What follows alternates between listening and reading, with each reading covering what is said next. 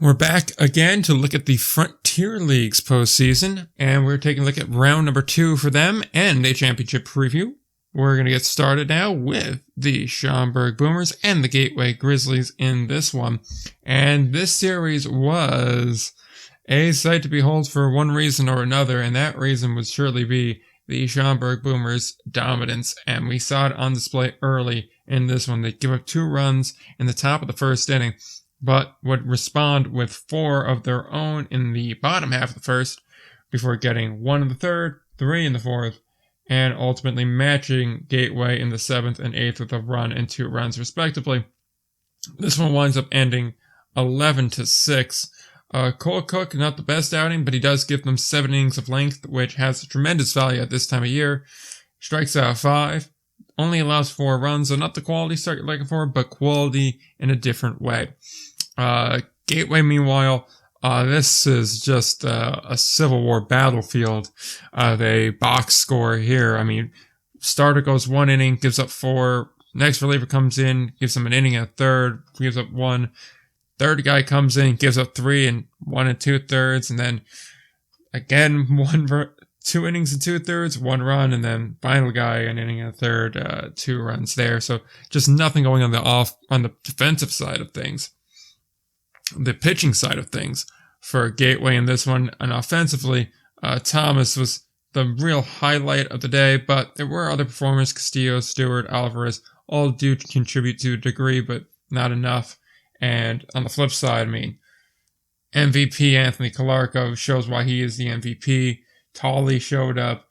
The other Calarco shows up as well, and Craig with a 4 for 6 day. These boys were on a mission. They knew their opponent, and they showed that they knew their opponent here. However, that's just one game. Surely Gateway can respond. Surely they'll have to respond if they want to survive, right? Well, not necessarily, because what we saw here in game number 2 was a dominant performance from the Schaumburg Boomers. A 6-piece in the 4th inning, and then some respective couple runs coming in afterwards to make it a 9-0 final. Tracy, not the best start, and then Whaley and Stice also just didn't contribute enough out of the bullpen. So again, the pitching was an issue for the Gateway Grizzlies. But what was a bigger issue for the Grizzlies was Derek Salata. And he was just spectacular in his first and so far only start of the postseason. 9 shutout innings of 11 strikeouts, 6 hit ball. Truly a masterclass, 121 pitches, but he saves the whole bullpen by taking care of the 32 batters that came to the plate. Again, offensively, the usual suspects all do perform admirably. You see Fedko come up with a 3 for 5 day, Calarco again a 3 for 5 day, Simmons a 2 for 3 day. We could keep going over this, but you get the point. This is a really solid hitting Schaumburg team. And then when you tack on those quality pitching performances, this is a really difficult team to hit. And we already said going into it, if Gateway wasn't at their best, if they weren't at their peak, this could be a very bloody series. And it was certainly trending that way. But maybe in front of a home crowd in Game 3, Gateway could get something going. They certainly would need it on this Friday night in the greater St. Louis area. And they would throw their best pitcher out there. Lucas Feinberg gets the start, but he's unfortunately going against one of the best deadline acquisitions so far we've seen this year in Buddy Pindell. And Buddy Pindell showed up, and he dominated for 6 innings, 1 run ball, and then the bullpen came through. The veteran Stutzman comes in for 2/3 of an inning. Not his best work, but he does hold the fort. Woolfolk, Rydell, and White all give in and go 2 1/3 combined. Not a run and only 3 hits. Truly a dominant performance there. Feinberg tries his best with 6 innings of 4 run ball, but unfortunately it's just not enough in this 4-2 final for the Schaumburg Boomers in this one. Each side got 11 hits, so there was offense there, just the runs weren't crossing the plate as you would like to see it if you are the offense. But a dominant force on a 90-degree day, so not really postseason baseball feelings, but certainly was something to watch for. Gabe Holt standout today. on the Gateway side of life with a 4-for-5 day, but he was really the most notable contributor there. Flip side, by committee effort from the Boomers. So the Gateway season ultimately doesn't end with a boom, but by a boom. And on that note, we do shift gears to La Provence, the Quebec Capitals taking on the Tri-City Valley Cats. And we had a bit of a series while this one was in the Capitol Hill region of the great state of New York. And Quebec got a 1-run lead, but Tri-City tied it up next inning. Then Quebec got it back. And then ultimately in the 6th, they got the 2 runs that would put them ahead for good. Tri-City does get one back in the 8th, but that's about as close as they were going to get in this one here. Still a phenomenal performance by Still. 6 innings of 4 run, only 3 earned balls, so a quality sort of sorts, but Brandon Allman is a very difficult force to face on the opposing side. He's going to give you 6 innings, he's going to strike out about 10, and he did so here. 6 innings of 9 strikeout ball, 1 earned run. Bullpen comes through. All in told, a very good effort there. Just about everybody on the top half of that Quebec lineup does get a hit, does contribute. On the flip side with Tri-City, Glancy 2 for 4, Burgess 2 for 3, and Campos 2 for 4. Really, it was a few guys doing a lot of the work versus a lot of guys doing a little bit of the work there. Now that's a strategy that still can work, as Tri-City would learn. We go to game 2. Tri-City fully aware if they drop this one, it could be curtains on the season. Going on the road to a very hostile environment, you cannot afford to be down 2 games to none. And they heard that loud and clear. They go up by 2 at the end of 1.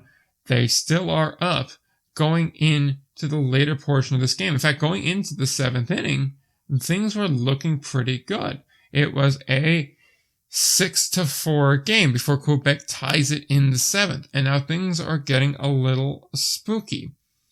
And you get to the point here where you're saying, is this going to go extras and how is this going to affect things? Sure, there's an off day, but there's a travel component attached to it.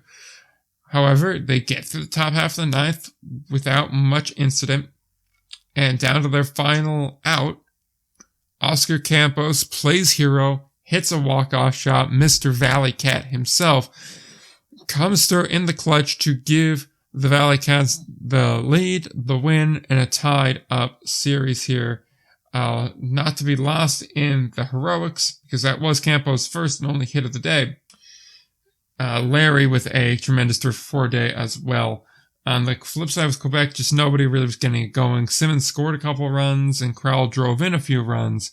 But just generally, outside that Crowell home run, not too much really going in that one there. So Quebec heads back home in a tied series.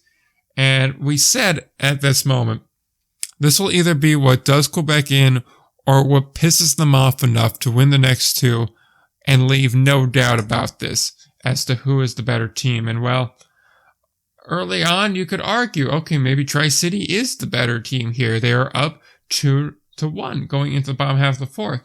And that's when the switch flipped. And for the next, 5.5 innings or so, Quebec would put up, let's see here, 9, 12, 16 unanswered runs. And it is, again, a Civil War battlefield of a bloodbath score here. Kyle Krall with a home run, driving in 4. LeBrun with a 2-for-5 day.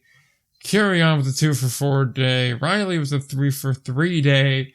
The catching position, DeFreitas, I believe is how that's pronounced, goes 3-for-4 as well. So the bottom part of this lineup really contributing in this one here.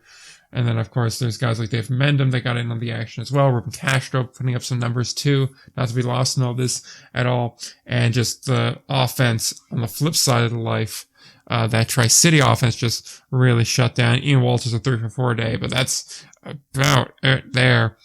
Quebec really taking out some frustration and aggravation on this Valley Cat team. And so now, facing elimination, Tri-City would need to dig deep and get something here. And they would. Honestly, they would. In fact, they would be up by 5 going into the 3rd inning. So things were looking like we're going to get that game 5. Quebec would be pushed a little bit until a 6-run third inning would put that to bed, and the Capitals would not look back. They put another run up in the fourth and 3 more in the seventh before this one would be done. And guys like Kyle Krall again having a tremendous series, and Kirian as well. Belbin finally gets in on the action, and Riley keeps his hot streak up to make this one a reality. Wes Albert, just not a good outing from him, and the bullpen is just not quite able to pick him up. Flip side here, Ramirez didn't have a good outing either, but his bullpen picked him up by throwing another roughly 6 1/3 scoreless. So that is how things shook out in the Frontier League. Now, of course, we do have a series to preview, and Game 1 is currently underway, and to the shock of many, including myself, it is not going the way we thought. It's the bottom of the 7th right now, and Schaumburg is up 7-1. So it looks like Schaumburg should take Game 1. Never say never. It is Quebec, but they will get to at least split in La Provence, which is huge for them, as they will just need to take 2 of 3 at home, which is definitely a doable goal here. And they are a dynamic offense. These are 2 teams that are the 2 best postseason pitching teams, the 2 best batting teams in the postseason. And to this point, shouldn't be much of a surprise, but they are very close in a lot of respects and a lot of elements. And really comes down to if Quebec's pitching can answer the call of shutting down these big bats for the Boomers. And Schaumburg is definitely a threat. They are definitely a team that has a lot of depth in that lineup, right? We just discussed all the different guys that can put up those 2 for 4 days, 3 for 5 days, and hit 2 home runs, hit 3 extra base hits in it. So it's on the Capitals offense to shut that down. Now, to that extent, Quebec has that same ability. Their lineup is just as deep. We just, not 2 minutes ago, said, look at how the bottom half of this lineup really produced offense and won a game for them. So it ultimately comes down to those pitching matchups here, because that offense is just such a wash. I still believe Quebec. I'm going to say Quebec in 5. I think it's going to take the distance here. But as I've said consistently, and I'm not going to change now, you're a fool to bet against Quebec until Quebec finally doesn't win.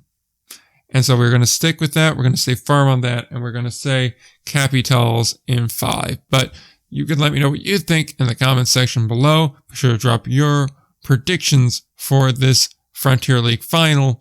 And let me know where you want to go next. We should have the Pioneer League preview out tomorrow and another podcast out on Saturday. But until then, don't forget to play ball.